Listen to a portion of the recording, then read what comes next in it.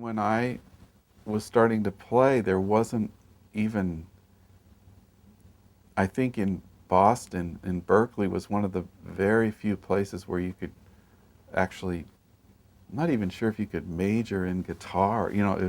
Guitar was, it's like, well, yeah, you can play the guitar, but you have to play a real instrument if you're going to get a degree or something. And I played clarinet in college. When I first went to college, I majored in clarinet because they wouldn't let me major in guitar. And I mean, all that's changed now. And there weren't, there was North Texas State and Berkeley, just a couple places that had jazz programs, and that's definitely changed. And there's so much available, so much music you can get in books, and it's all around. But there's something, even when, I mean,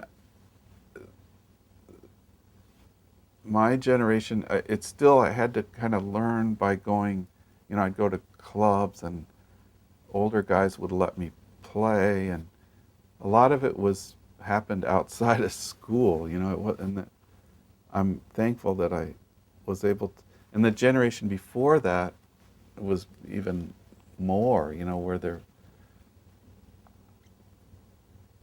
you just learned on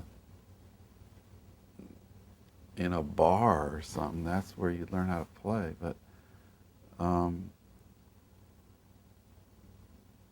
that doesn't seem to have. I don't know. I guess it's still there. I don't know.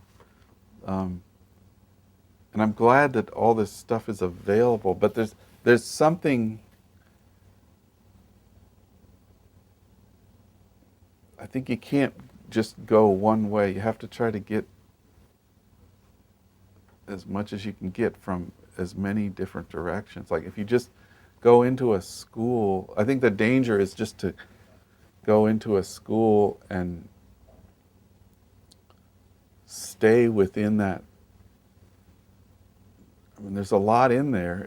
You could spend your life just right in there, but there's a lot of other stuff outside of there. And I think danger is just closing off whatever else, what other ways there are to learn about stuff. Like the thing about you go to a college and then end up teaching at the college, and then this sort of incestuous thing starts happening, and I'm not sure how healthy that is. I think there's laws against that.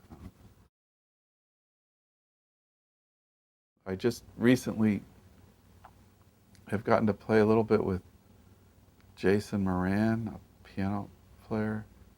He's not that young.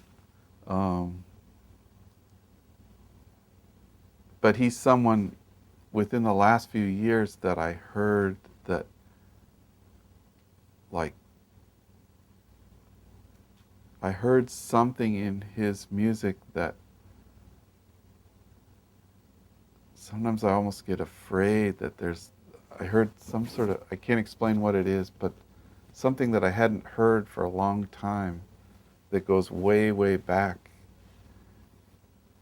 way, way deep into some place way far back. And every once in a while I get afraid that these things are getting lost sometimes. And I heard him and I was like, oh, okay. We're safe, that things are. I love his music so much, and to get to play with him was really great recently. I heard another piano player from New Orleans, Jonathan Batiste, he's young, and his band was young. Some of the guys in the band were not even 20 years old yet.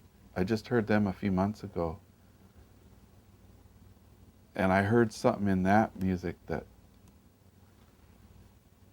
again, it was this emotional heart. It wasn't about he's a fantastic technical player, but that wasn't what what was getting me was he was tapped into this emotional thing that gets me going when I listen to music, and he was working with that, and that really gives me hope that, I mean, music, there's no way we're going to kill music.